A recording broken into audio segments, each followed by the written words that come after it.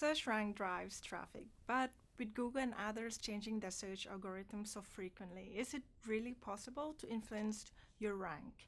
Stay tuned because today I'm going to share 6 tips you can implement to increase the search rank of your web pages.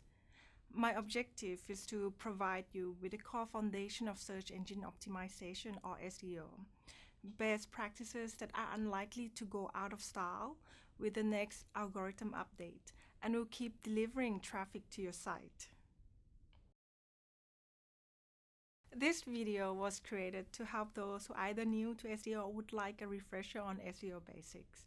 I'll be sharing 6 tips that you can apply to any page on your website, your blog, your product pages to drive more traffic to them. The principle I share today should apply to all the major search engines, but I'll be referring specifically to Google, since it's the most popular search engine. This tip makes 2 assumptions. First, that you understand your target audience and how they use search engine to find information. And second, that your web pages are open to indexing by Google, because if they're not, they will not appear in search results. Okay then, let's get started. The topics and keywords chosen for a web page will have a big impact on your traffic, so don't guess.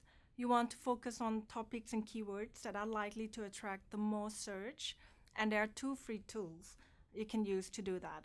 First, use Google AdWords Keyword Planner tool. You need to sign up to AdWords with your Gmail account to access it, but it's worth it. Enter the keywords you're interested in, and the tools show you the average number of searchers per month and how much competition there is for that term. You can also filter it by geography and language.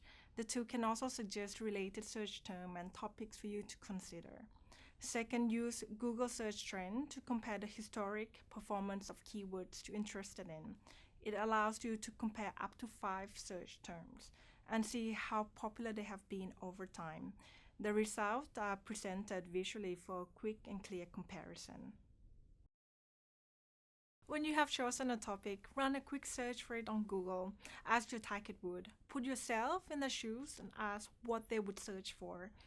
Doing this exercise will give you a clear picture of the competitive landscape for your topic.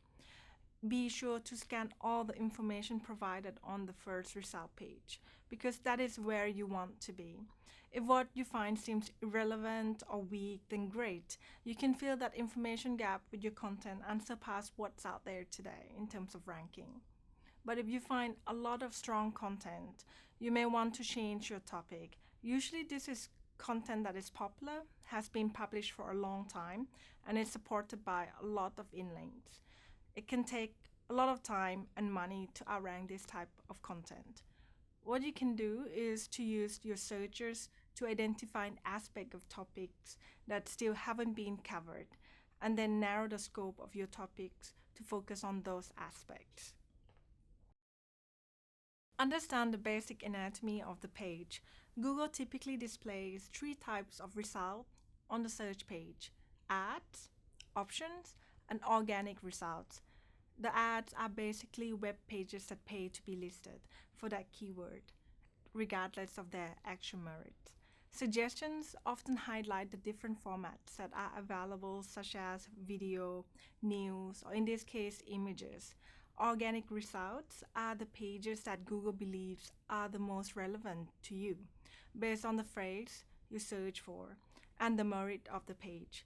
This is where you want to be featured, since this is where most people clicked. Almost all the information presented here is pulled directly from the on-page SEO information you can provide for each of your web pages, which leads us to our next tip. On-page SEO refers to the things you can do on every web page to make them easier for Google to index properly. They are the title tag. This is the title of the page and should describe the main topic of the page in 65 characters or less.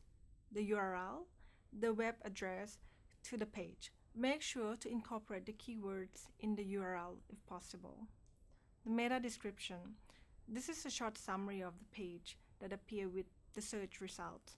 Try to write in it 160 characters or less. since this is all that will be displayed. If you don't write a meta description for a page, then Google will fill the section with random text from your page. As we can see, Google also highlights the keywords we use in the search result. The body text provide at least 700 words of text and make sure to use your keywords at least 7 to 10 times in the copy. And the anchor text. This is the hyperlink other sites use to link to your page. And Google uses this to determine what your page is all about. So encourage other sites to use your page title, including the keywords, as anchor text and not just click here. Google Webmaster Tool is free and will show you how search-friendly a website is.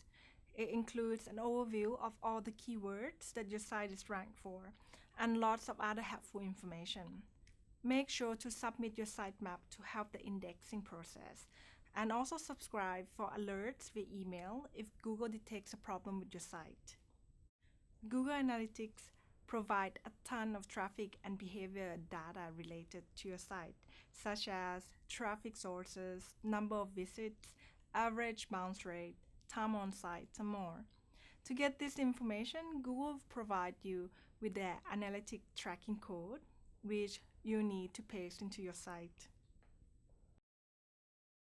The Google search algorithm is designed to favor content that is highly valued by people based on how they react to your page. It judges this in a number of ways, and two of these are important for you to remember.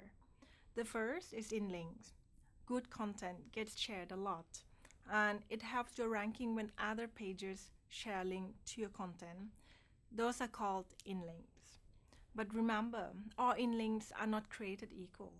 For instance, one link to your page from the New York Times can be worth more than 100,000 links from less popular sites. You can buy in-links in an attempt to fool Google into thinking your page is more popular than it is. But beware, Google is on the lookout for pages with lots of poor quality referral links and will penalize pages it thinks are cheating. The second factor is how much time visitors spend on your site. The assumption is that users spend more time on sites where they find the content useful. So Google favors pages with low bounce rate and high time on site. The simplest and least expensive way to get your content shared and drive up time on site is to simply invest in quality content and quality site from the start. That's because poor user experience can drag both these numbers down. Websites that take a long time to load or are poorly designed or hard to navigate may discourage visitors to spend time on a site or sharing it, even if the content itself is good. So in conclusion, take the time to understand the basics of how Google works. Make it easy for Google to interpret and index what's on your page. Understand your target audience needs and how they search for information. And invest in creating the type of web pages that people love to use and share. If you do this, Google will reward you by driving lots of traffic to your site. And remember, use this or lose it. If you don't put this information to work within 48 hours, it will self-destruct. Good luck.